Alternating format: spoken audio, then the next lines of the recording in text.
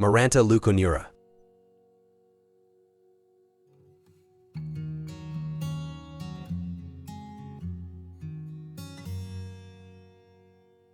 Hello friends! Today we're going to talk about one of the most beautiful and popular houseplants, Maranta Leuconeura. This plant, also known as the prayer plant, is famous for its attractive and unique leaves. Let's take a look at how to care for and maintain this amazing plant.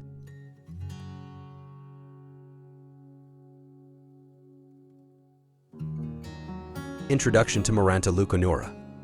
This plant is native to the tropical regions of the Americas and is named after the 16th century physician and botanist Bartolomeo Maranta. It is also known as the prayer plant because its leaves lie flat during the day and fold up at night, resembling hands raised in prayer.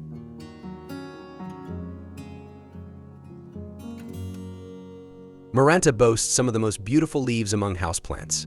These tricolored leaves have a green, velvety background with yellow spots and red veins running throughout. The mature leaves of this plant can grow up to about 15 centimeters long, emerging from the plant's short stem. Although Maranta is known as a houseplant, maintaining it over the long term can be quite challenging.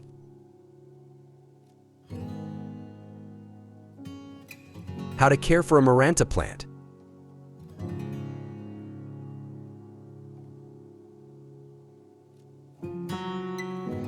Light.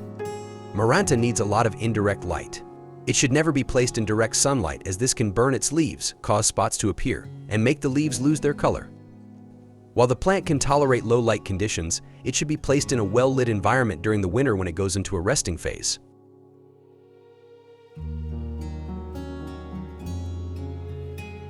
Soil. Maranta prefers acidic soil. An ideal soil mix for this plant includes peat moss with a pH level between 5.5 and 6.0, or a combination of 2 parts peat moss, 1 part clay soil, and 1 part perlite or coarse sand. Regular potting soil can also be used as long as it has good drainage. If you feel the drainage is not adequate, you can improve it by adding perlite or coarse sand to the soil. Ensure the pot has drainage holes.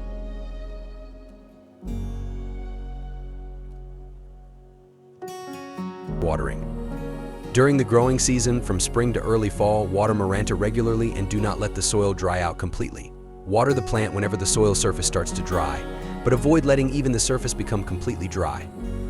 The plant quickly becomes thirsty and needs water, but be cautious of diseases and fungi, so do not let the leaves stay wet or the soil become too soggy. Both underwatering and overwatering can cause the plant to suffer, resulting in yellowing or dropping leaves. It is best to use water at room temperature, not cold. Reduce watering in winter.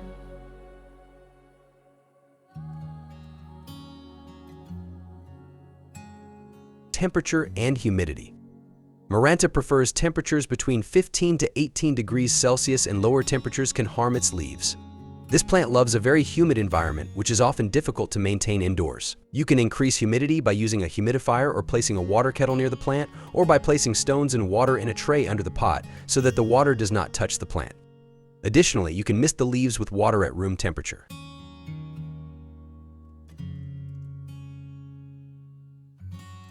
Fertilizing. You can fertilize Maranta from early spring to mid-fall every 2 weeks.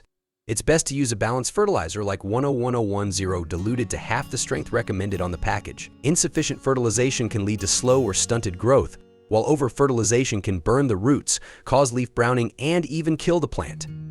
During winter, reduce fertilization to once a month.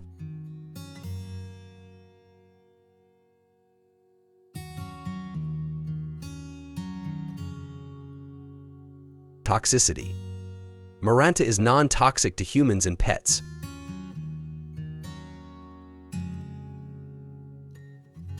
Repotting. Continuing with Maranta care, let's talk about repotting. This plant doesn't require frequent repotting, but over time its roots may fill the pot, causing slowed growth. To repot Maranta, choose a pot that is 4 to 5 centimeters larger than the previous one. Gently remove the plant from its old pot. Clean the old soil from the roots and place the plant in a new pot with fresh soil. The best time to repot this plant is early spring, before the growing season begins.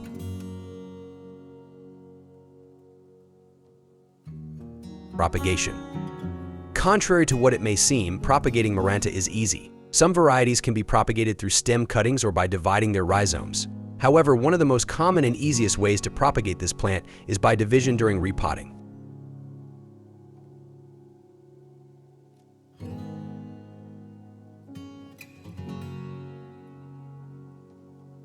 division. When repotting, clean the roots to make them visible, then divide the plant into smaller sections. Each new section should have sufficient roots and stems. Plant these new divisions separately in smaller pots and provide a very warm and humid environment to encourage new growth.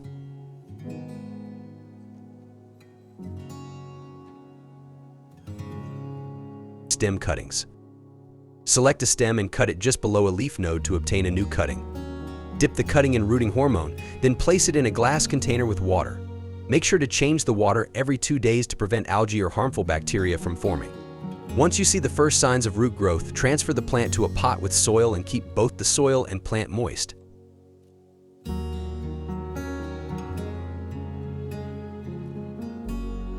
Diseases.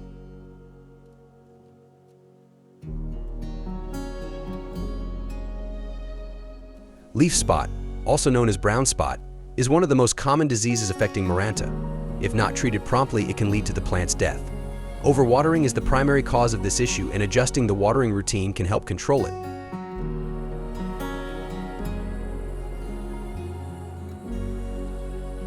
Yellowing leaves is another problem that can occur when caring for Maranta. This issue is usually due to poor care conditions, fungal diseases, or viruses.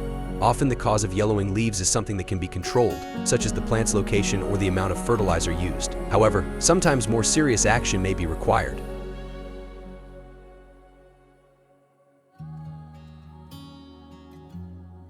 The first step when leaves start to yellow is to check the light levels. If the plant is receiving too much light, move it to a location with indirect, filtered light. High levels of phosphates and fluoride in the water can also cause leaf edges to burn. It is better to use filtered water or let the water sit for a while to allow the minerals to settle.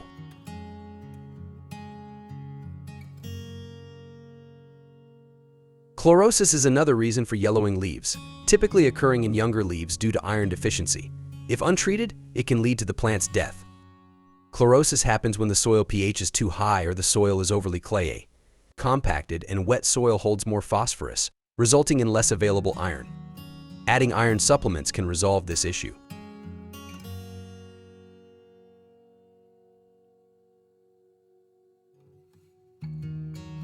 Cucumber mosaic virus is another disease that causes yellow spots on Maranta leaves. If yellow spots appear while the green parts remain healthy, your plant might be infected.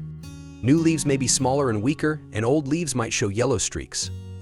Unfortunately, there is no cure for cucumber mosaic virus, and it is best to dispose of the infected plant to prevent the disease from spreading to other plants.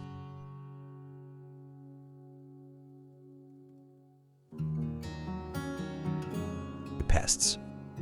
Like any plant, Maranta is susceptible to pests.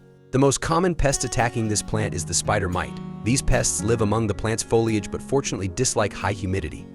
Since Maranta thrives in high humidity, increasing the humidity level can help keep these pests at bay. Spotting spider mites can be difficult, but you might notice the fine white webs they leave behind. These tiny pests can stunt the plant's growth.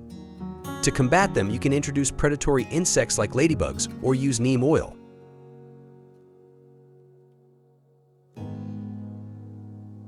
Mealybugs are another pest that Maranta can suffer from. These insects leave behind a white, cotton-like substance and usually hide between stems and leaves, sucking the plant's sap and reproducing rapidly. When you spot these pests, quarantine the plant to prevent spreading. Mix 3/4 water with 1/4 alcohol and a few drops of dish soap and clean the affected areas with a cloth. Repeat after a few days. You can also use industrial pesticides or neem oil.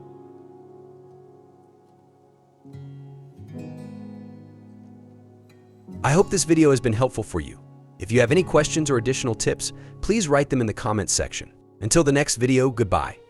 If you have any other questions or comments, be sure to write them down, and don't forget to subscribe to the channel and hit the bell icon to get notified about new videos.